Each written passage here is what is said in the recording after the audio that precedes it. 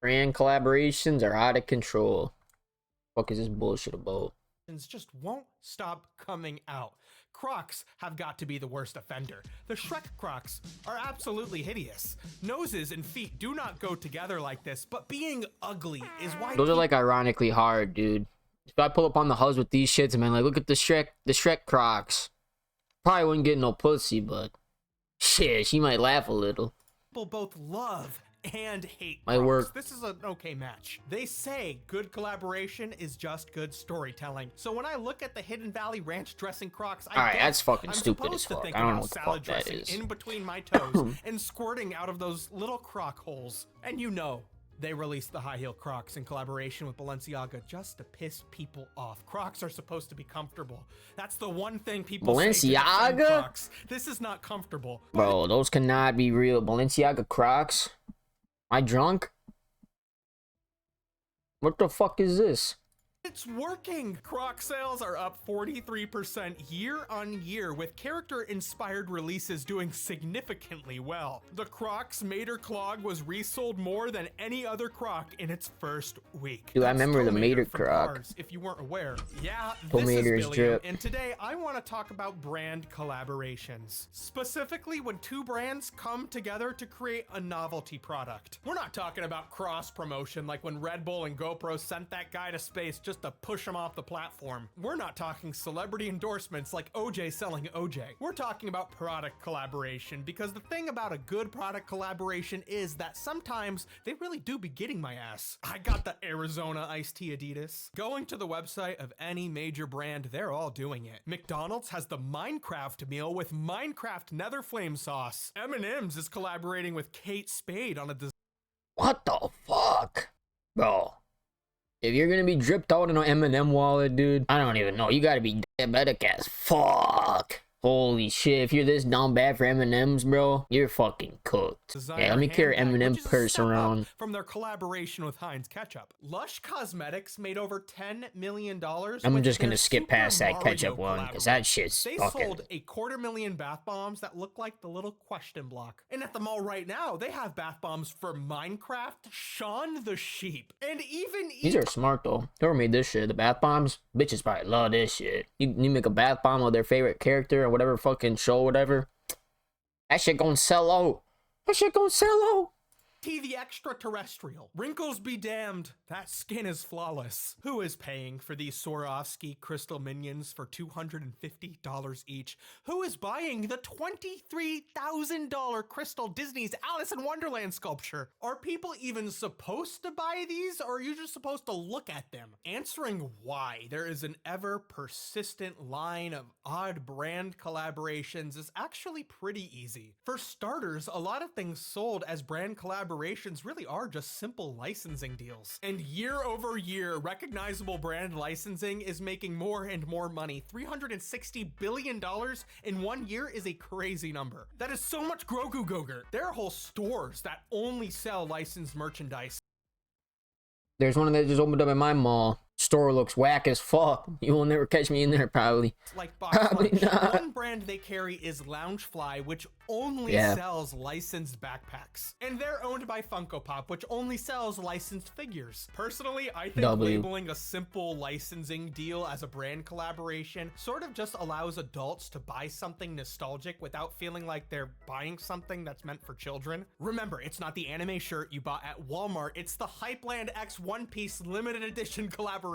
It's the Dolls Kill X Care Bear collaboration. It's the Sanrio X Dumbgood Kuropi jumper, and it's all over $90.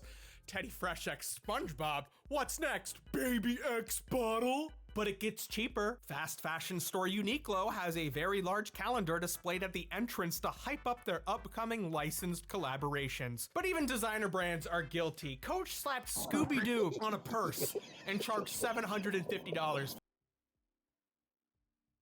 Oh, y'all can't even see it. Hold on. $750 for the Scooby-Doo purse? $750?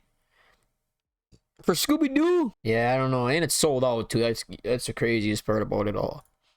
It's sold out, selling for $750. Is this a front? Is Coach a front? That's like some money laundering shit. Collaborations, buzz might just be more important than sales. Early last year for Valentine's Day, Target sold exclusive Stanley Cups in not only Cosmo Pink, but Target Red. People went crazy for their Target branded Stanley Cup. Holy fuck, the Stanley Cup! Out. Supplies couldn't keep up. My balls are in a twist. I need one. But because of the chaos, every single publication wrote about Target and Stanley coming together to sell an exclusive Target Red Stanley Cup. Brand collaboration as it exists today really goes back to streetwear culture in the 1990s. Brands using X as a stylistic symbol for collaboration goes back to Tokyo streetwear culture. And the hypebeast culture in America led to major brands such as Nike to collaborate with streetwear brands like Supreme to draw sidewalk-busting crowds for the limited edition product drops. Nike's collaboration with Staple in 2005 is said to have literally started a riot. All for a cute little pigeon on the heel of a Nike shoe. I don't know, hype beasts were a bunch of cutie patooties. According to the brand collaboration focused agency Collabosaurus, brand collaborations are up to 25 times more cost efficient than digital advertising when it comes to creating awareness. Now, I'm not saying that brand collaborations are a recession indicator, but I don't know one person who can afford the $10,000 Gucci Xbox. But both That better not be fucking real, bro. That actually better not be fucking real. I'm looking that shit up, bro. Yep. They weren't kidding. 8 stacks, almost 9. That's insane. That's actually fucking insane. Stupid. Brands generated a ton of awareness when 2 million people watched Marquez Brownlee unbox it on YouTube. Back in 2023, the Barbie movie had this massive brand collaboration campaign. It was iconic. It felt like a cultural moment. But I do not think it's a coincidence that just months before this brand collaboration campaign started, that it was reported the newly merged Warner Brothers Discovery was suffering from a major cash problem. They had finished movies they could not afford to market and release. That's crazy. And just months after this was reported, much of Barbie's massive marketing campaign was fueled not through traditional advertising, but through brand collaborations. The movie partnered with everybody: Gap, PacSun, Zara, Bloomingdale's, Crocs, Walmart. There was a fucking Airbnb Barbie Malibu dream house. It was a massive cultural moment, but in a way, it was a manufactured cultural moment. And just last year, Universal tried to recreate the success of Barbie's collaboration campaign with Wicked. Variety reported that over 400 brands partnered with the movie. Universal marketing officer Michael Moses told movie theater owners that his mission with Wicked was being just short of obnoxious, saying, "We live in an environment where monoculture doesn't happen the way it used to, so you have to be everywhere." And Wicked Part 2 comes out this year. They're gonna be everywhere again. Starbucks collaborated with a film for the very first time to release 2 exclusive pink. I don't know about that drinks. fucking green drink or Starbucks in general, but Walmart had great value. Quote, Wicked mystery color macaroni and cheese. That is dude, if I eat that green mac and cheese, dude, my shit is 150% this color. It's like eating Captain Crunch, bro. You eat Captain Crunch, your shit is like a fucking, like a mystery flavor. Value, quote, Wicked mystery color macaroni and cheese. That is foul. But you bet your sweet bippy that Wicked partnered with Target and Stanley Cup to create exclusive Target Stanley Wicked Cups. And while we're at it, why don't we just put all of our bippies down on the table, because you know the media once again was reporting on the chaos created by the Wicked Stanley Target Cups. People in line behind her that upset her. There were people screaming, shoving, people were grabbing things out of carts, and I was like, what is happening? Brands are trying to find a good match for a collaboration or something noteworthy. They usually go for one or like, who designs this, bro? He's gotta be one of the shittiest collabs I think I ever fucking seen in my life. Who put Buddy out of the dressing room and said, yeah, dude, you look drippy as hell right now. The bucket hat, the fucking Adidas looking fake Gucci shirt, the fucking track pants underneath it. Yeah, buddy, you're tripping. Holy fuck. I'd hide my bitch if I seen you. I'd actually hide her from you, man. You'd steal her. Fuck, man. How do I compete with this? How the fuck do I compete with this, bro? Yeah. 2 options. 2 brands. They better have scrapped that shit. A nice little photo together Or they can do a silly one. I cannot tell you how many people talking about brand collaborations had to mention the Oscar Mayer Baloney X Soul Mama's face mask. That's not baloney, that's a beauty mask, and it's based on an intrusive thought all baloney enjoyers have had. What if I just slapped that meat on my face? Sometimes brands not being obvious pairs is what makes the collab memorable. I will always remember Mercedes releasing DLC for Mario Kart 8. Sure, it's funny seeing Mario in the car in the game, but they also— See, that's another smart ass idea, adding like real cars, just like GTA, bro. If they could ever fucking add real cars in that bitch, dude. I mean, they're getting there slowly but surely, but like this right here, this is fucking hard. Adding actual cars in little promo Mario Kart. This, like, insane, weirdly hot, realistic Mario. It might have changed a lot of people that day, but do you think Mercedes sold a single car because of this? Do you think anybody bought a Wii U because of this? This is called shock marketing, and it is a key component to collaboration. One of the most talked about Barbie collabs was barbecue sauce and collab with Heinz. It was like a part mayo, part barbecue pink sauce. It's like kind of gross looking. Skittles released a French's mustard flavored. Bro, if you're eating mustard flavored fucking Skittles, buddy, you got problems, motherfucker. Mustard flavored Skittles, dude? Dude, that, I would actually probably almost lick the bottom of my shoe and eat. I don't even like mustard, bro. Mustard ass. Although some people like mustard, though. Mustard flavored Skittles, bro. Food is really easy to shock people with. It takes a real sick fuck working at a designer label like Christian Cowan to think about charging people $2,500 for the Teletubbies Dipsy boots. If you wear these, just know Marie Antoinette was killed for less. And then we have brand collaborations that are just the perfect match. More than 10 years ago, Doritos and Taco Bell got together to release the Doritos Locos Taco, and Taco Bell has been chasing the high ever since. Last year, they did a keynote speech like Steve Jobs announcing the iPhone to announce that they were now selling the Crunchwrap Supreme with a giant Cheez-It inside of it. That is a Cheez-It inside. That one did not last long, but then 5 days ago, Taco Bell announced that they would be continuing to seek new collaboration opportunities as they continue to release new menu items. According to Taco Bell's chief marketing officer, it was time to show the world how Taco Bell does chicken nuggets. Unexpected and undeniably bold. And combined with the Hidden Valley Fire Ranch sauce, we hope it'll test people's devotion to their favorite. Dude, off topic, bro. McDonald's just dropped some new chicken tenders, bro. Bussin', bro. Y'all gotta try them shits, man. They got the new chicken tenders with the, I think it's called like sweet chili sauce or some shit. Gas pack, motherfucker. Num num. As a ranch enjoyer, Hidden Valley.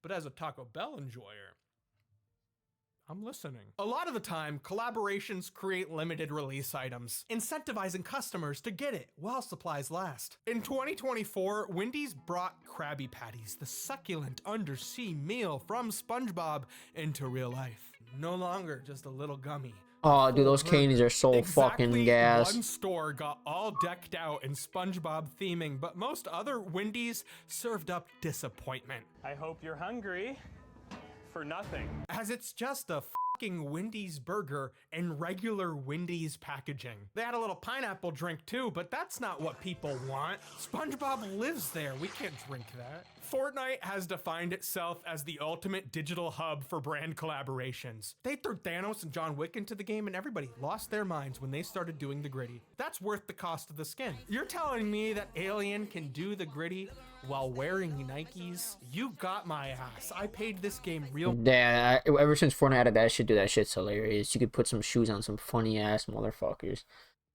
They're W for making that shit. Is, these are skins. It does not make you better in the game to spend a ton of money on Fortnite. It's simply cosmetic for the player's enjoyment. Fortnite's collaboration with pop stars and musicians like Snoop Dogg and Ariana Grande has absolutely... Bro, no Fortnite concert will ever top the Travis Scott one. I don't give a fuck what anybody says. I was a perfect age. I was like just getting older. I hopped on that shit for that concert, dude. That shit was so fucking gas. The fuck do I got on my pinky, dude? I remember that Travis Scott concert, that shit on Fortnite. Goated. Still the best concert ever. Fortnite concert ever.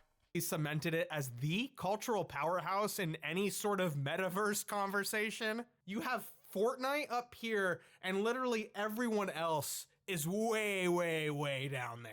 I signed up for Fortnite Crew just to get the Sabrina Carpenter skin. All the Sabrina Carpenter girlies refusing to shoot each other just to bust up Hatsune Miku is what Fortnite was made for. But the worst part about Fortnite is its timed exclusivity on so many skins. They are preying on your fear of missing out. I got into Fortnite pretty late and I always regret not signing up earlier so I could have bought the Chun-Li costume while it was in the store. It could come back, but it's been years. But a lot of the exclusive skins are never coming back. If you didn't get Darth Vader, one of the most popular characters ever 3 years ago, you are out of luck. There's still hope for Chun-Li incentivize to pay for the battle pass and earn skins when they release. So if you like a skin on the battle pass, you better buy it and get grinding. The cringiest collaboration Fortnite did was with Balenciaga. Sure, the exclusive skins were all the same price as all the others, but to coincide with it, you can actually buy that Balenciaga Fortnite hoodie that dog is wearing. Designer labels like $800 cigarette wants to get their claws into kids while they're young, just so they can get into credit card debt when they're older. But these pop star and designer label collabs is what makes Fortnite a juggernaut. But now,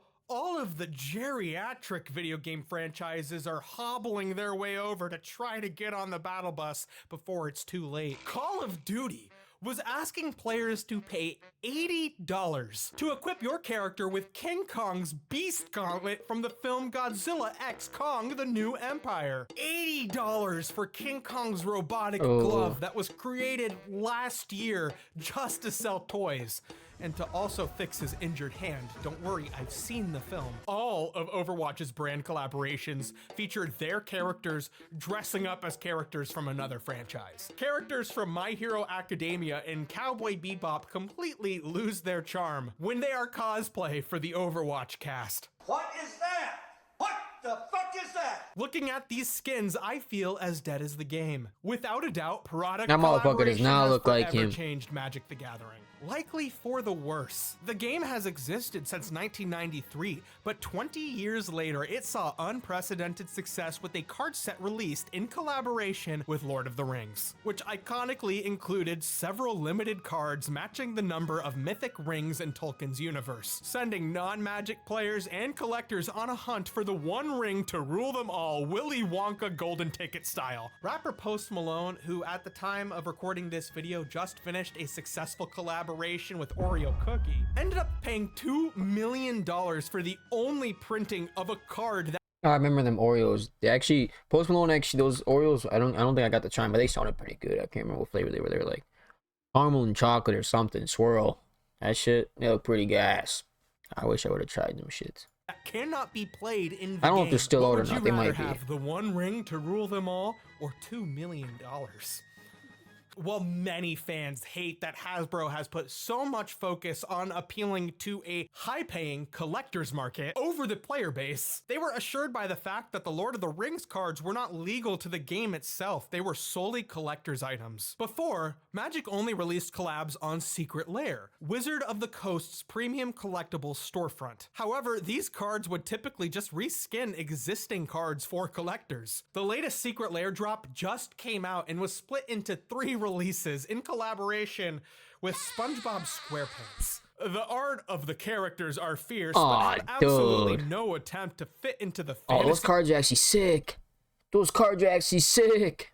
world of Magic. And there was a whole premium release where the art was just a bunch of SpongeBob meme screenshots, which is following the controversy of Wizards of the Coast using AI art in the game itself. This bothers a lot of Magic the Gathering fans because the world and story is really told through the card art and the flavor text, and the collaborations has diluted that quality of the brand. And Magic has only continued to make collaborations more invasive divisive to the core game. With the Universes Beyond campaign, entire sets are being released as collaborations, entirely legal in Magic's standard card rotation. The Spider-Man set coming out later this year will be fully integrated into the game's rotation of cards. Oh, legal life. Yeah, legal. I've also seen tons of collaborations with the Hot Wings themed talk show hosted on YouTube, Hot Ones. Ramen, Pringles, Panda Express, Firehouse Subs. I've also I can get behind some of that. I fuck with the Hot One shit. I can get behind some of that. Hidden Valley Ranch everywhere. Bugle Chips, DiGiorno Pizza, Sunflower Seeds, Hot Pockets, Burt's Bees Lip Balm. That's fucked up. Lip balm that tastes like ranch, dude.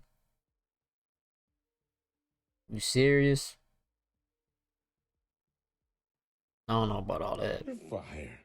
I've been about that. It's so clear that nowadays brand collaborations are just a part of larger marketing campaigns. Initially, something big I really wanted to talk about in this video is the problem with designer brands collaborating with fast fashion brands. And fast fashion is characterized in part by the exploitative labor practices along the supply chain, including forced labor. But then the more I researched, the more I started to understand that those problems are also really prevalent in the designer fashion world. So shout out to a huge portion of the fashion world, both luxury brands and fast fashion alike, collaborating together to keep human rights and global working conditions suppressed. So to finish out the video, I want to talk about something else. I want to talk about something that seems so obvious yet needs to be stated. Brands aren't people, okay? And for example, painter Bob Ross died in 1995, but in 2025, his face is more prevalent than ever. The beloved host of The Joy of Paint taught millions how to find joy in painting or joy in just watching Bob Ross paint something, mesmerizingly putting together landscape scenes with oil paints in under 30 minutes. It used to be you'd only see Bob Ross's face on art supplies, paintbrushes, and paint, but now you can buy Bob Ross anything. Energy drinks, waffle makers, $700 skis. Ultra Pro makes sleeves, deck boxes. They're card doing mats, too and much with that binders. shit. There are toasters, dozens of plushies and figures, board games. Leave me alone!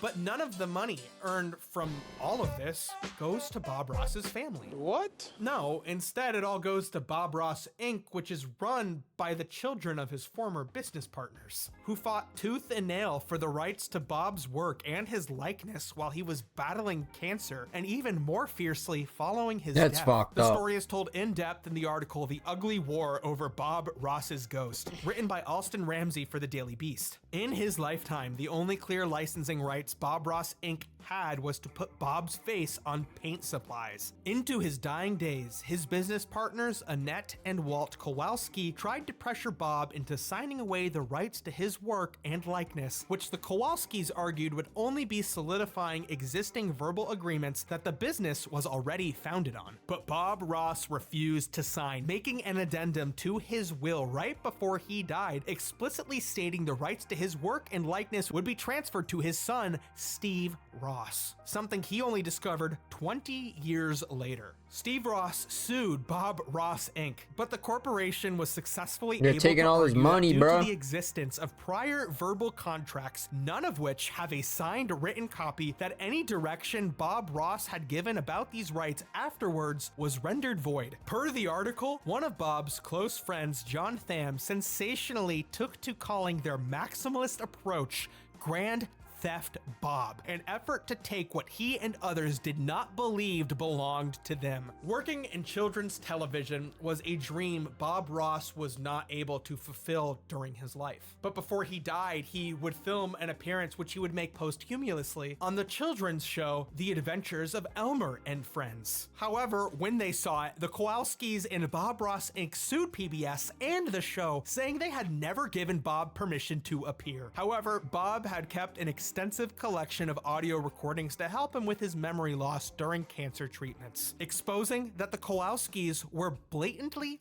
lying. They had given Bob permission to appear on the show. When this was discovered, Bob Ross Inc. went after the Bob Ross estate, nickel and diming his family for every little expense incurred while Bob was dying, including hospital bills. Bob Ross Inc. made it clear legally that keeping Bob Ross the man alive was not in their business interest. It was not considered a business expense. Bob Ross Inc. only cared about the license, not Bob Ross himself. They only stopped pursuing Bob Ross's family, only in part if the family erased any audio tapes that Bob Ross had created while he was dying. Audio tapes which could potentially have damaged any other narrative spun about the rights to Bob Ross's legacy. So when you see these brands collaborating with a dead person, when you see $700 Bob Ross skis, just know the thing that connects you to this brand, Bob Ross himself, is being exploited for the sake of selling shitty merchandise. And the fact that his family gets no money from it was no happy little accident. And finally, to end the video, I just want to mention W-vid. Some of them fucking collaborations were stupid as fuck, I ain't gonna lie to y'all. Some of them should have never been made.